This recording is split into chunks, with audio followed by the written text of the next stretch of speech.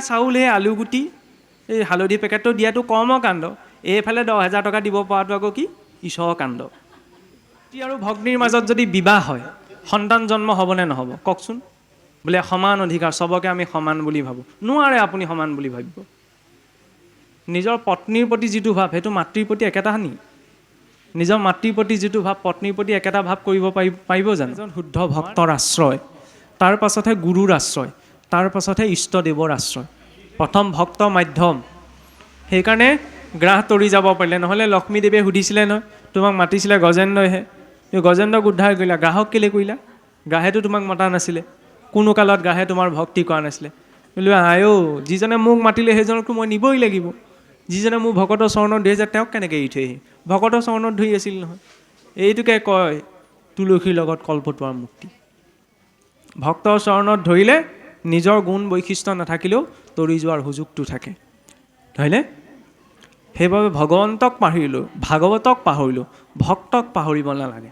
6জনা ভকত 12জনা বৈষ্ণৱ। ৰাতিপুৱা শুই উঠি অন্ততঃ 3জন যদি শুদ্ধ ভক্তৰ নাম স্মৰণ হৈছে ন, বেলেগ একোৱেই কৰিব নালাগে। খালি তেওঁলোক উপেক্ষিত হৈ থাকে। আমি বেয়া এটা উপমা দিবলৈ হ'লেও তেওঁলোকৰ লগত, কিছুসকলে হনুমন্তক বানৰৰ লগত তুলনা কৰেগৈ।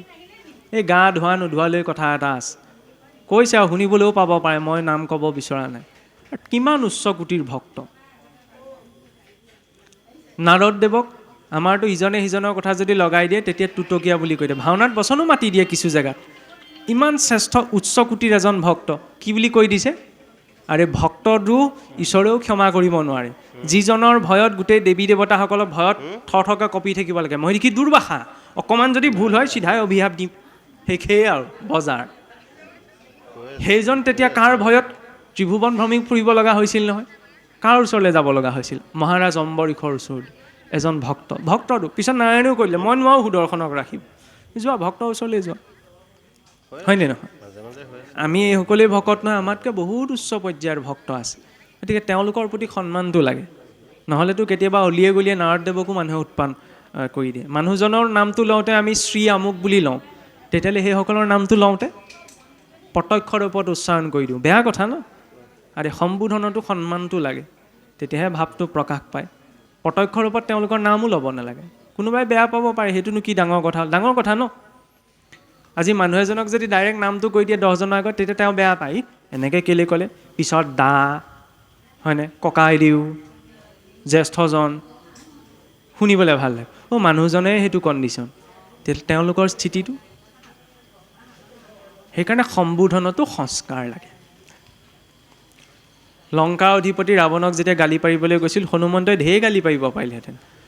সম্বোধন সেই লংকেশ্বৰ বুলিহে আৰম্ভ কৰিছে, বাক্যৰ মৰ্যাদা, হয় নহয়? কৃষ্ণই যেতিয়া সন্ধি কৰিবলৈ আহিছিল, দুৰ্যোধনক ঢেৰ গালি পাৰিব পাৰিলে, পাপী দুৰাচাৰ, তোৰ এসোপাই খোৱাগৈ নাই, কৈছে কি? সেই কুৰু ৰাজকুমাৰ, বাক্যৰ মৰ্যাদা।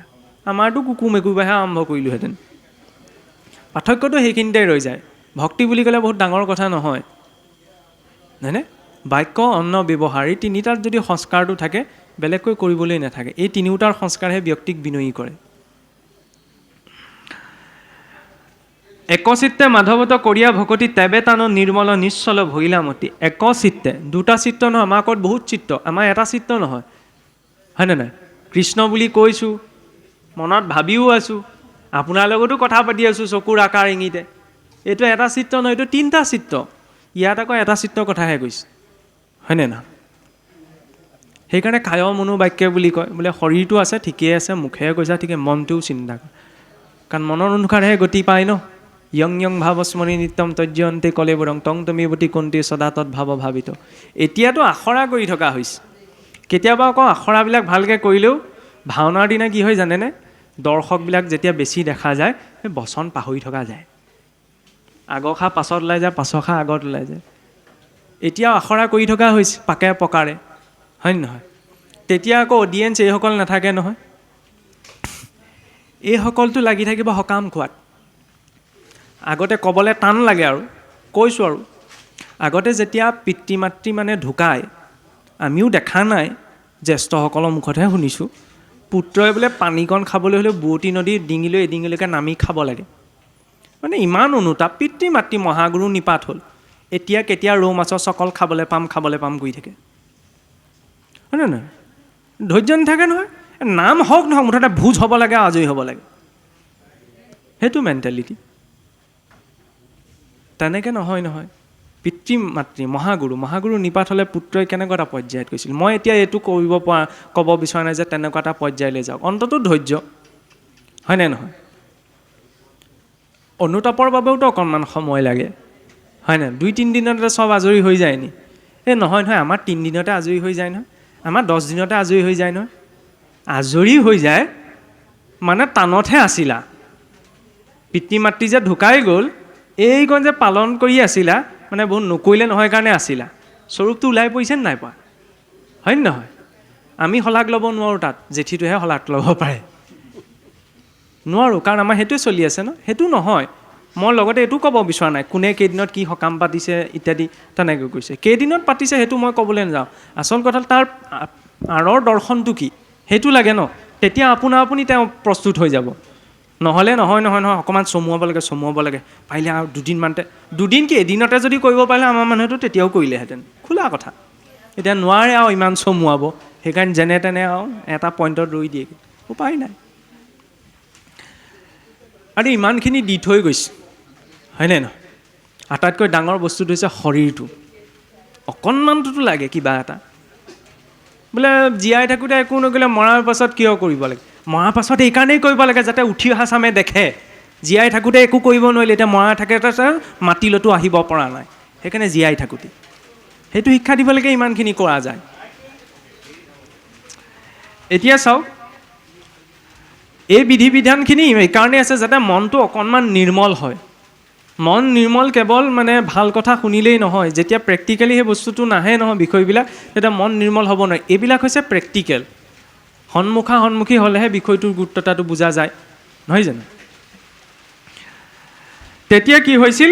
ভকতিৰ পৰম আনন্দ ভৈল যত হৃদয়তে ঈশ্বৰক দেখিলা সাক্ষাৎ, কৃষ্ণৰ অধীন মায়া দেৱীকো দেখিল, তেবেশে ব্যাসৰ যত সংশয় গুচিল। ভগৱন্তক বাহিৰত ধ্যান কৰাৰ আগতে নিজৰ অন্তৰত ধ্যান কৰিব লাগে। ভকতসকলে জানে যেতিয়া আমাৰ শৰাই ভাগো পতা যায় বা কৰণী ভাগো পতা যায়, ভগৱানটোতো সকলোতে আছে, হয়নে? সমস্ত জীৱতে আছে বুলিব। গৰু এটা দেখিলে গৰুটোৰ ভিতৰৰ পৰা ভগৱান আহি আসনত প্ৰতিষ্ঠিত হৈছেহি, এই ব্যৱস্থাটো নাই। কিন্তু ভগৱানক ক'ৰ পৰা আনে? বোলে আসনভাগ প্ৰতিষ্ঠা কৰিবলৈ যাওঁতেতো 4 চুকত 4জন বহুৱাও হয় নহয়? তেওঁলোকৰ নিৰ্ণয় আছে। আচ্ছা, ভগৱান তেওঁৰ লগত বেছিকৈ আছে, তেওঁৰ ভিতৰৰ পৰাচোন ভগৱান আনি বহি পাৰে, কিন্তু প্ৰতিষ্ঠা কৰাজনে কেতিয়াও সেইটো কাম নকৰে। ভাবোঁতেচোন চবকে 6জনা ভকত 12জনা বৈষ্ণৱ বুলি ভাবিলে, ক'ৰ পৰা আনে ভগৱানক?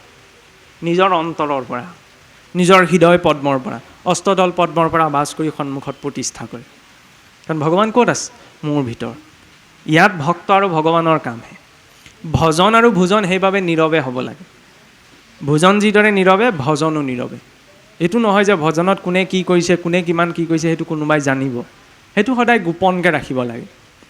নিজা অনুভৱটো কি হৈছে নহৈছে, কিছুসকলে আকৌ নিজা অনুভৱ প্ৰকাশত খুব হেৰি কৰি থাকে। আজি বহি থাকোঁতে মোৰ এনেকুৱা হ'ল নে এনেকুৱা হৈ গ'ল নে, কিয় ক'ব লাগিছে? মই বিষয়টো মূল্যটো নুবুজিবও পাৰোঁ, হয় নহয়? সেইটো ভগৱান আৰু ভক্তৰ মাজতহে ৰাখিব লাগে।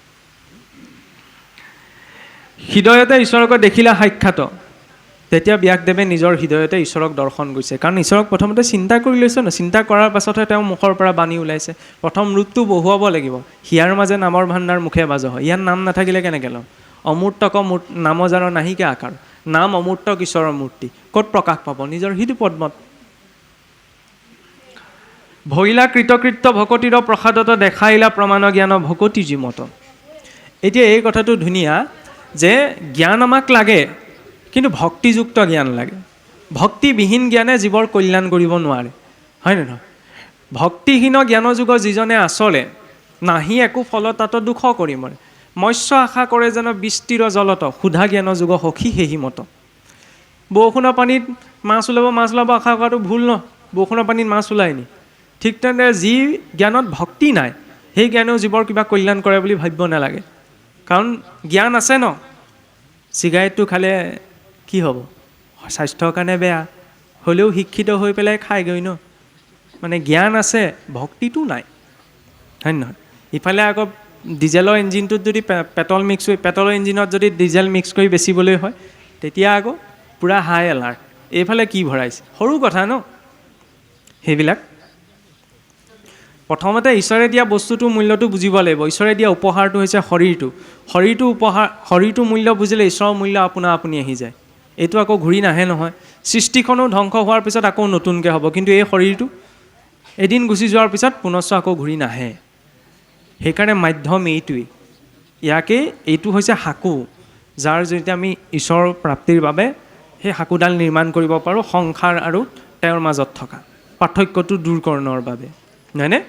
সেইবাবে মহাপুৰুষেও কৈছে নহয়, বোলে ব্ৰাহ্মণে নাখায় গায়, ভকতে নামাৰে ভাই, মহন্তই নাখায় মদ, এই তিনিওৱে নাপায় পৰম পদ। ব্ৰাহ্মণ হৈ গুপদে বেদক বুজায় ন, ব্ৰাহ্মণ হৈ গুপদে বেদৰ জ্ঞানক ধাৰণ কৰা। ভকত হৈ ভাই কৈ কাম ক্ৰোধ লোভ মোহ এই সোপাক অকণমান খেদোৱা। মহন্ত হৈ পেলাই ভগৱন্তৰ গুণনাম ৰূপী পদ মকৰন্দ পান কৰা। এই তিনিওটা কাম যদি নাই হয়, তেতিয়া এই তিনিওজনে বোলে পৰম পদ পাব নোৱাৰে। বুজাইছে সেইটোৱেই ন।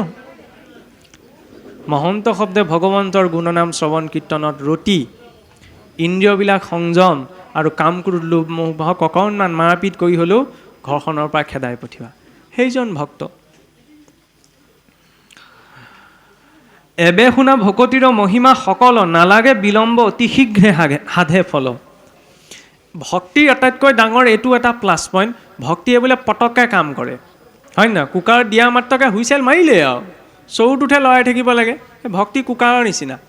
সেইটো কুকাৰত যেনিবা ভিটামিন কমি যায়, এইটোত ভিটামিন নকমে, যেনিবা ভিটামিন বেছিকৈ বাঢ়িহে যায়, হয় নহয়? খালি সেই কোনো ধৈৰ্য নাথাকেগৈ নহয়।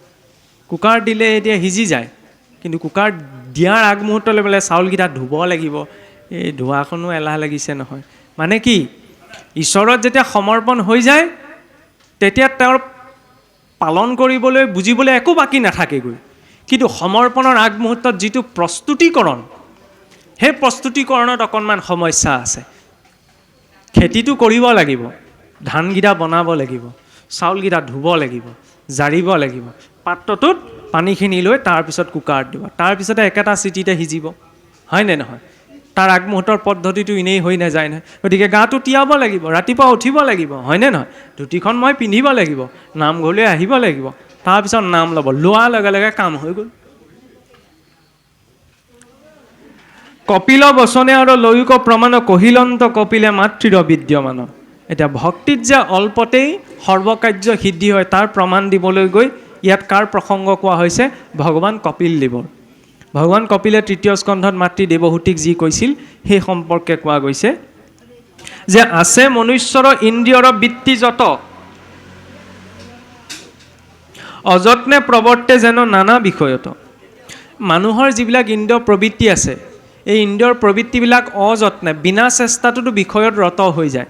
মনটোক ক'ব নালাগে তই এইটো কথা ভাব, মনে আপোনা আপুনি ভাবিবলৈ আৰম্ভ কৰে, হয়নে নহয়? নাকক ক'ব নালাগে তই গোন্ধটো লৈছা, ই পটক নিজে নিজে গোন্ধ পাই যায়।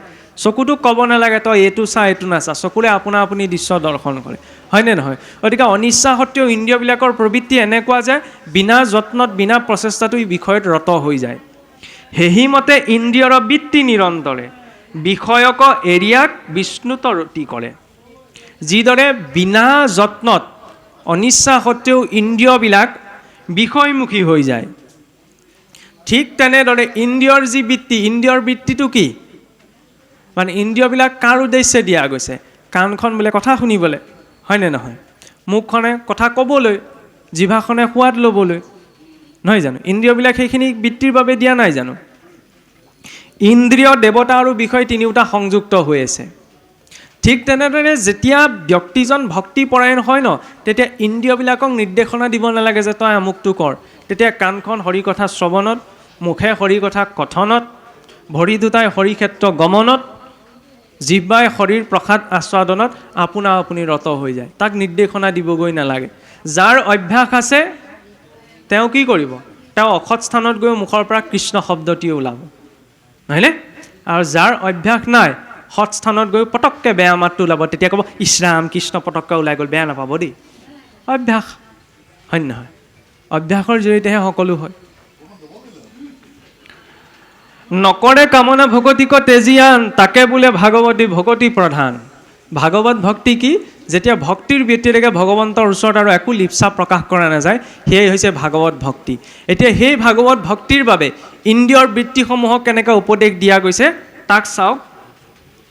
বোলে কৰ্ণে শুনে কৃষ্ণ কথা, মুখে বোলে ৰাম, মনে পাদ পদ্মস্মৰে হস্তে কৰে কাম। কৃষ্ণৰ প্ৰতিমা দেখে চক্ষুৱে ভক্তক, বিষ্ণু বুদ্ধি কৰি হিৰে নমে সমস্তক। নিৰ্মাল্য তুলসী ঘ্ৰাণ লৱে নাসিকায়, বিষ্ণুৰ নৈবদ্য মাত্ৰ আস্বাদে জিহ্যায়। পদে বিষ্ণু ক্ষেত্ৰ বৈষ্ণৱৰ ঠাইক যায়, এহি মত ইন্দ্ৰিয়ৰ বৃত্তি সমুদায়। চৰকাৰে দৰমহাটো কিয় দিছে? কামটো কৰিবলৈ। মই দৰমহা খাই আছোঁ, কামটো যদি নকৰোঁ তেতিয়াহ'লে সময়ত মোৰ চাকৰিটোও যাব পাৰে, হয়নে নহয়? ইন্দ্ৰিয়বিলাক কিয় দিছে? এতিয়া কৈছে বোলে কৰ্ণে শুনে কৃষ্ণ কথা, কাণখনে কৃষ্ণ কথা, হৰি কথা, ভাল কথা শুনিবলৈ কৈছে, হয়নে নহয়? মুখে বোলে ৰাম, মুখেৰে ৰাম নাম ক'বলৈ দিছে।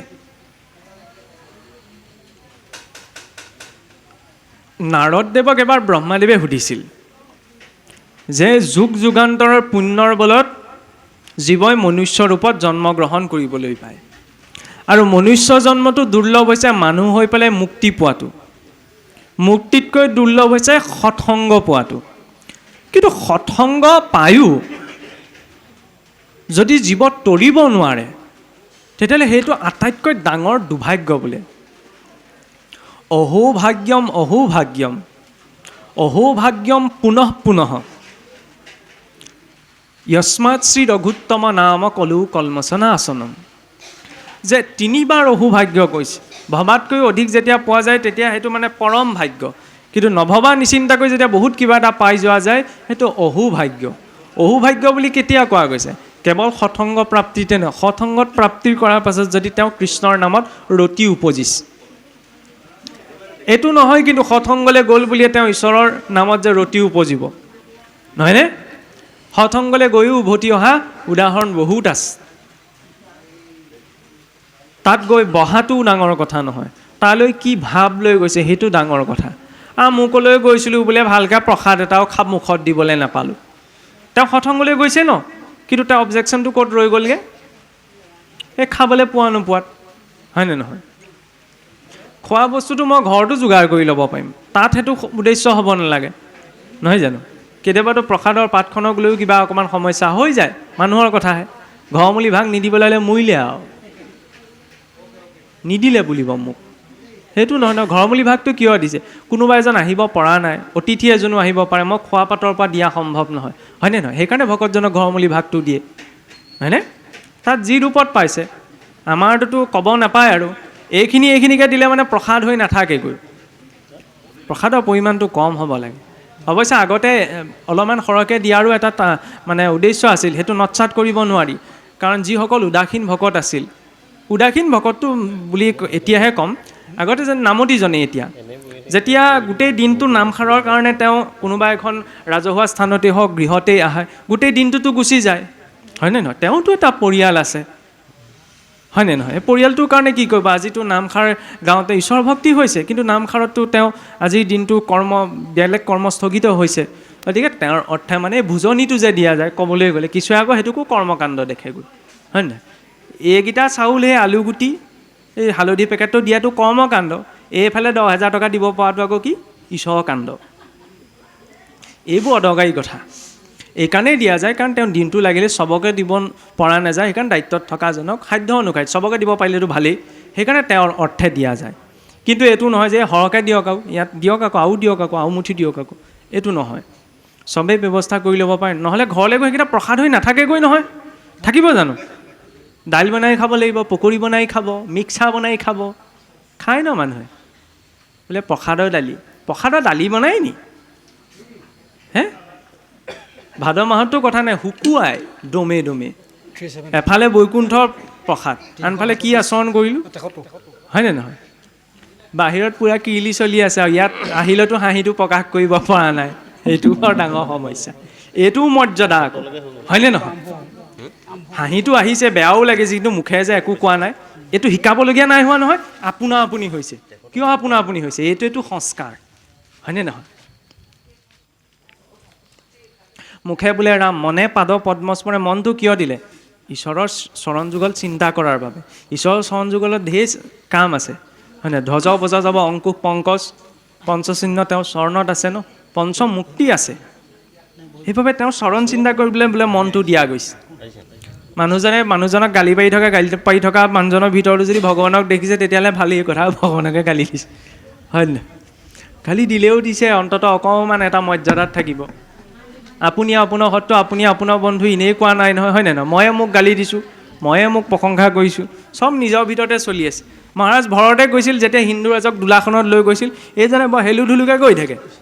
ক'লে বোলে চবে ঠিকে থাকে খোজকাঢ়িছে, তই কেলে ইমান হেন্দুল ডুব কৰি পেলাই খোজকাঢ়িছে। তেতিয়া সৈন্যসকলে ক'লে বোলে কি ক'ব, আমি ঠিকেই খোজকাঢ়িছোঁ, এই ৰাস্তাটোত যাওঁতে পৰুৱাকেইটা বচাবলৈ যাওঁতে বোলে এই ভৰতে খোজটো য'ত ত'ত জঁপিয়াই দিবলৈ যাওঁতে দোলাখন ইমান লৰি গৈছে। এই ৰজাই ক'লে বোলে এই গছকত কিমান পৰুৱা মৰে, তুমি ইমান লৰি কেলৈ গৈছা, চিধা যোৱাচোন। তেতিয়া তাৰ আগমুহূৰ্তলৈকে ভৰতৰ মাত কথা নাই, একো নকয়। সেইকাৰণে জড়ভৰত বুলি কয়, কাৰণ তেওঁ 3টা জন্মৰ অনুতাপ আছিল। হৰিণটোক ভাবি দিলে, সেইকাৰণে হৰিণ হৈ জন্ম। দ্বিতীয়তে বিপ্ৰকুলত একো কাম নকৰাৰ কাৰণে ঘৰৰ মানুহো বাদ দিলে। দেখিছেনে? কাম নকৰিলে ঘৰৰ মানুহো বাদ দিয়ে, সমাজে বাদ দিয়াটো দূৰৰে কথা। সেইকাৰণে কাম কৰিব লাগে। এতিয়া মহাৰাজ ভৰতে ক'লে বোলে নহয় মহাৰাজ, আপুনি নিজৰ শৰীৰটোক যেনেকৈ ভাল পায় পৰুৱাকেইটাইতো ভাল পায়, গতিকে সিহঁতক মই বচাব বিচাৰিছোঁ। সেইটো কি কথা কৈছ? বোলে কিটো কথা কৈছোঁ, আপুনি ভাবিছে বোলে আপুনি মোৰ কান্ধত উঠি আহিছে, আপুনি আপোনাৰ কান্ধতে উঠি আহিছে বোলে, আপুনি আপোনাকে গচকি আহি আছে। তেতিয়া ৰজা এইটো মানে একদম ঘূৰি গ'ল। মই মোৰ কান্ধত উঠি আহিছোঁ, মই মোক লৈ আহিছোঁ, এইটো কি কথা ক'লে? বোলে ৰচোন দোলাৰ পৰা নামিলে। তেতিয়া আকৌ ৰজাবিলাক ভাল আছিল, কিবা এটা কথা ক'লে শুনে, আজিকালি নুশুনে। আৰু ৰজাবিলাকৰ এইটো ধুনীয়া দৰ্শন। ভাগৱতত নহ'লে মানুহে কৈ থাকে দৈনন্দিন জীৱন আৰু ব্যক্তিগত জীৱনটো কেনেকৈ চলাব। আৰু ভাগৱতত কিমান ডাঙৰ ডাঙৰ দায়িত্বত থকা মানুহবিলাক আছে। মহাৰাজ পৰীক্ষিত হওক, অম্বৰী হওক, হৰিচন্দ্ৰলৈকে, হয়নে নহয়? ভক্তি মানে পলায়ন নহয়, নিজৰ দায়িত্ব কৰ্মটো কিমান নিষ্ঠা সহকাৰে তেওঁ পালন কৰে, সেইটোহে।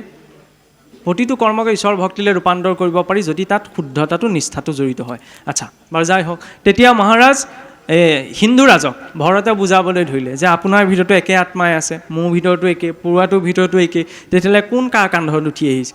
নিজৰ কান্ধতেই উঠি আহিছে ন। আপুনি গুৰুৰ ওচৰত জ্ঞান ল'বলৈ গৈছে, গুৰুৰ ওচৰলৈ দোলাত উঠি যায়নি? নাযায় নহয়। তেওঁ কপিল প্ৰভুৰ ওচৰত জ্ঞান ল'বলৈ গৈছিল। তেতিয়া সেই যাত্ৰা সিমানতে সামৰণি মাৰি মহাৰাজ সেই জড়ভৰতৰ পৰা তেওঁ আত্মজ্ঞানৰ প্ৰাপ্তি কৰিছিল। অৰ্থাৎ বিদ্যা ওপৰত নাই, বিদ্যা তলতহে আছে, হয়নে নহয়? সেইকাৰণে আসন এখন ব্ৰহ্মৰ আসন, এইখন যে বহা যায় এইখন হৈছে উপ-আসন। উপ-আসনৰ পৰা হৈছে উপাসনা। অধ্যক্ষ এজনেই, তাৰপিছত কি আছে? উপাধ্যক্ষ। উপাসনাৰ আসনত বহিহে ঈশ্বৰ ভক্তি সম্ভৱ। জীৱনত যি প্ৰাপ্ত হয়, জীৱনত যি ধৰ্ম জ্ঞান বা পুণ্যৰূপী সমিধা কাষ্ঠ আহিছে ন, তাত এই 2টা কুণ্ডতেই জ্বলাব পাৰি। এটা হৈছে উপাসনাৰ কুণ্ড, এটা হৈছে বাসনাৰ কুণ্ড। যদি উপাসনাৰ কুণ্ডত দি জ্বলোৱা গৈছে তেতিয়াহ'লে তাৰ অৱশিষ্টকো ভস্ম বুলি কোৱা হয়। ভস্মকটো তিলক বুলিও গ্ৰহণ কৰা যায়। ভস্ম মানে এইটোলৈ নাযাব, এইজনে চিতা ভস্মলৈ গ'লগৈ নি, সেয়া ভস্ম নহয়, সেইটোতো বেলেগ এটা কনচেপ্ট, হয়নে নহয়? আৰু দ্বিতীয়তে যদি কেৱল বাসনা কুণ্ডত জ্বলোৱা গৈছে, সি কেৱল ফুটছাইহে। ঘৰৰ জুহালখনৰ ফুটছাইখনে কি কয়, মানুহে তিলক লয় নি? চোৱা বাচন ধুৱে। গতিকে যদি কেৱল জীৱনটোত বাসনাতেই মই লগাই দিছোঁ, তেতিয়াহ'লে এই চোৱা বাচনটো ধুবলৈহে মোৰ কামত দিব, একো কামত নাই। সেইকাৰণে অকণমান বাসনাটো লগাব লাগে, অকণমান উপাসনাটো লগাব লাগে। সেইকাৰণে উপ-আসনখনত বহিব লাগে, হয়নে নহয়? আসনখন ধুনীয়া ঠিক কৰি ল'ব লাগে। উপ-আসনখন যাৰ যেনেকৈ সুবিধা মিলিছে, পৰাপক্ষতটো বৰ্ণনা আহে বোলে হুলস্থুল নোহোৱা স্থান, নীৰৱ, চাফ চিকুণ হোৱা স্থানত বেছি আসনখন ওখও হ'ব নালাগে, চাপৰো হ'ব নালাগে, শৰীৰৰ কাৰণে স্থিৰ হ'ব লাগে। তেনেকুৱা এখন আসনত বহি মনক সংযমিত কৰি ঈশ্বৰক চিন্তা কৰা যায়, হৈ গ'ল কাম। এনেকুৱাকৈ উপাসনা কৰিব লাগে। সৌ সিদিনলৈকে জুইচলা কাঠি মাৰি চাকি জ্বলাব লগা হৈছিল, এতিয়া যাতে জুইচলা কাঠি মাৰি চাকি জ্বলাব নালাগে। সেইটো আৰু কোনে কেনেকৈ বুজক, বুজি লওক আৰু, হয়নে? এতিয়া এইটো নুবুজিব, কিবা চমৎকাৰৰ কথা কৈছে, চাই দিয়াৰ লগে লগে জ্বলি যাব। নাই কোৱা চমৎকাৰৰ কথা। আৰু যদি তেনেকুৱা কৰোঁতে তেনেকুৱা চমৎকাৰ হ'বলৈও ধৰিছে, তেতিয়াহ'লে সেয়া ভক্তি হ'ব নোৱাৰে, সেয়া সিদ্ধিহে। সিদ্ধি শৰীৰৰহে থাকে, আত্মাৰ নাথাকে। শৰীৰটোতো এৰি থৈ যাব লাগিব, গতিকে সেই সিদ্ধিটো অস্থায়ী, হয়নে? মানে চাকিগছ জুইচলা কাঠিটোৱে জ্বলোৱাৰ পাছতো মানস ৰূপত কৰা যায়, চাকি গছ জ্বলোৱা, এই যে স্থূল বৈকুণ্ঠখন বহায়, কেনেকৈ ওপৰৰ পৰা আহক আহক আহক বহক বহক বহক এনেকৈ বহোৱা যায় নি? মানস ৰূপত এগছ চাকি নিজৰ অন্তৰৰ ভিতৰতো জ্বলোৱা যায়, এডাল ধূপ অন্তৰৰ ভিতৰতো জ্বলোৱা যায়, এখন আসন অন্তৰৰ ভিতৰতো প্ৰতিষ্ঠা কৰা যায়, কিছুসকলক নিমন্ত্ৰণ দি নিজৰ মনৰ ভিতৰতো বহোৱা যায়। সেয়া হৈছে মানস পূজন, মানস চৰ্চন। সেইটো আটাইতকৈ উত্তম ব্যৱস্থা। বাকী বিধি বিধান এইকাৰণেই কৰা যায়, তাৰ পৰা যে প্ৰতীকাত্মক অৰ্থত পৰিৱেশটো নিৰ্মাণ হয়। এতিয়া কি ক'লে? মুখে বোলা ৰাম, মনে পাদ পদ্মস্মৰে, হস্তে কৰে কাম। যিকোনো কাম কৰে ঈশ্বৰৰ নাম লৈ, হয় নহয়? জাউৰা সতিডাল পুতোতেও ঈশ্বৰৰ নাম লৈ হৈ গ'ল ঈশ্বৰৰ কৰ্ম। খালি কৰ্মৰ মৰ্যাদাৰ বিচাৰটোও লাগে। কাৰোবাক ঘোচা এটা মাৰোঁতে, প্ৰভু এইটোৱে উৎপাত কৰি আছিলে, ঘোচা এটা দিলোঁ আৰু তোমাৰ নামতে, হয়নে? এইটো নহয়। সেইকাৰণে কৰ্মই ধৰ্ম নহয়, ধৰ্মযুক্ত কৰ্ম কৰিব লাগে। জৰুৰী নহয় যে কৰ্মটোৱে ধৰ্ম হৈ যাব, হয়নে? ধৰ্ম কিয়? আজিকালি আকৌ এনেকুৱা ট্ৰেণ্ড এটাও চলিছে নহয়, আমি ধৰ্ম নামানো।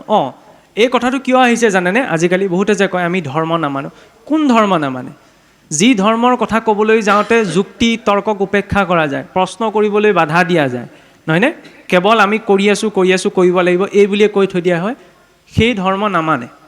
এনেও নামানে, আজিকালি কোনেও নামানে। বিনা যুক্তি তৰ্কত যদি কিবা এটা কথা কোনে মানিব, হয় নহয়? বিনা যুক্তি তৰ্কতটো এতিয়া লাহেকৈ সেইটো চিটুৱেশ্যন আহিবগৈ। আমাৰ জেনেৰেশ্যনটোৱে চাগে দেখিব, ক'বলৈ হ'ব আৰু বিনা যুক্তি তৰ্কত পিতৃ মাতৃক নমনা হ'ব, নমনা হৈছেই। তেতিয়াতো ইয়াতটোতো ভগৱানৰ কথাত সেইখিনি কোনো প্ৰসংগই নাহে। খালি ধৰ্ম এইকাৰণেই লাগে, ধৰ্ম এনেকুৱা এটা বিষয় নহয় যে কোনোবাই কাৰোবাক দি দিয়া এটা বিষয়। শুনিবলৈ অকণমান বহুত বেয়া উদাহৰণ এটা দিম। ভাতৃ আৰু ভগ্নীৰ মাজত যদি বিবাহ হয়, সন্তান জন্ম হ'বনে নহ'ব? কওকচোন। মনলৈ ভাবিছে চাগে এইটোৱে কি গাইছে, ৰাম ৰাম ৰাম ৰাম ৰাম ৰাম ৰাম ৰাম লাগিছেনে?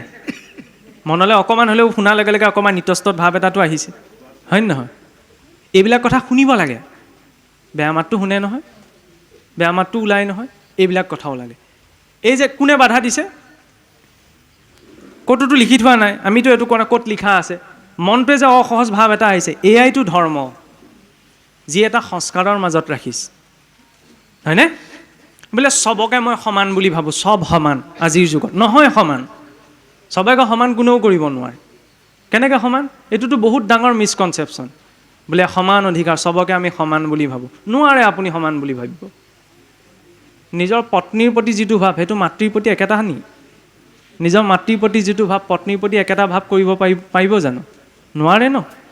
নিজৰ ভগ্নীৰ প্ৰতি যিটো ভাৱ, সেই একেটা ভাৱত পত্নীক চাব পাৰিব জানো? নোৱাৰে ন। এই সমান অধিকাৰ দিবলৈ গৈতো ইমানখন সমলে খেলি মেলি হৈছে।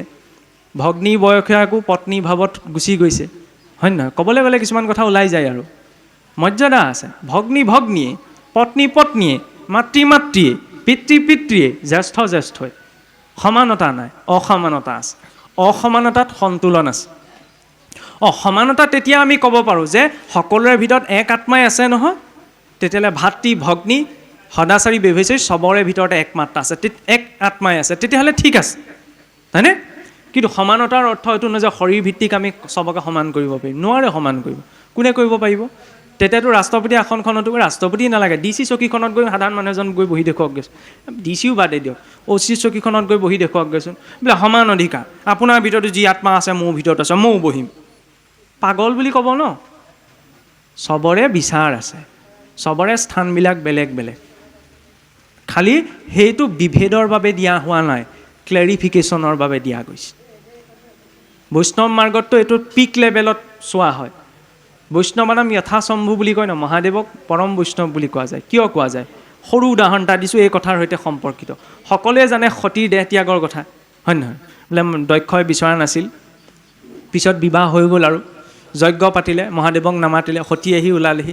দক্ষই ঢেৰ গালি শপনি পাৰিলে, মনৰ দুখতে তেওঁ সতীয়ে দেহ ত্যাগ কৰিলে। সেইটো কাহিনী সকলোৱে জানে। তাৰ আগচোৱা, যেতিয়া ৰাম অৱতাৰ হৈছিল, সীতা হৰণৰ পাছত, তেতিয়া মহাদেৱৰ মনতো, ক্ষমা কৰিব, দেৱী সতীৰ মনত শংকা উপজিল। ৰাম কেনেকৈ ঈশ্বৰ হ'ব পাৰে? তেওঁ যদি পত্নীৰ কাৰণে দুখ প্ৰকাশ কৰিছে, সাধাৰণ মানুহৰ কাম এইটো, তেওঁতো জানিব লাগিছিল যদি ঈশ্বৰ হয় কোনে ক'লৈ নিলে। তেতিয়া মহাদেৱে ক'লে যে প্ৰভুৰ এয়া মনুষ্য লীলা, তুমি মনুষ্য লীলাত শংকা নকৰিবা। দেৱী সতী বুলি ঠিক আছে বুলি কৈ থৈ দিলে। কিন্তু মনত উৎসুকতাটো থাকিলে। উৎসুকতা সেইকাৰণে মানুহে কোনো কাম কৰিব নালাগে। মহাদেৱে ক'লে ন, মহাদেৱে কোৱাৰ পিছত মানি ল'ব লাগিছিল। মহাজনে ইয়েন কথা স্বপন্থ, মহাজনসকলে যি কথা কয় তাক মানি ল'ব লাগে। কিন্তু উৎসুকতাৰ বাবে তেওঁ ভাবিলে ক'লে মই মানি ল'লোঁ, মই নিজে পৰীক্ষা কৰি চাম। কি কৰিলে? নিজে সীতা দেৱীৰ ৰূপটো ধাৰণ কৰিলে, ৰামৰ সন্মুখলৈ আহিলে।